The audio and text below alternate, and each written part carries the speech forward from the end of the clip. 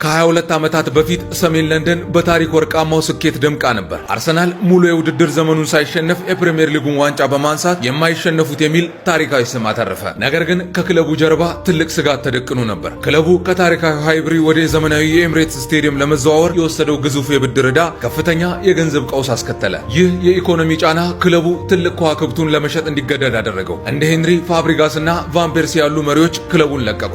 አርሰናልም ለዓመታት ለቶፕ ፎር ብቻ የሚጫወት እና ለ22 ዓመታት ወደ ዘለቀ የሊግ ዋንጫ ድርቅ ውስጥ ገባ። ክለቡ በማንነት ቀውስ ውስጥ ባለበት ወቅት የቀድሞ አምበል ሚካኤል አርቴታ የቡድኑን መንበር ተረከበ። አርቴታ የመጣው ሂደቱን እመኑ ወይም ትረስት ፕሮሰስ በሚል ጥብቅ ዲሲፕሊንና አዲስ ፍልስፍና ነበር። አሮጌውን ስብስብ በማፍረስ በወጣቶች ላይ የተመሰረተ አዲስ አብዮት አስጀመረ። በቡካዮ ሳካ መብረቂያዊ ብቃትና በማርቲን ኦዲጋርድ መሪነት አርሰናል ዳግም መፈራት ጀመረ። እናም ብዙ ፈተናዎችንና ውጣ ውረዶችን አልፎ ያ የረጅም ትዕግስት ፍሬ አፈራ። በትጋት የተገነባው ቡድን የ22 ዓመታት ናፍቆት አበቃ። አርሰናል ዳግም የፕሪሚየር ሊግ አክሊልን በመድፋት አዲስ የታሪክ ምዕራፍ ጻፈ። የመድፈኞቹ ቤተሰብ እንኳን ደስ አላችሁ።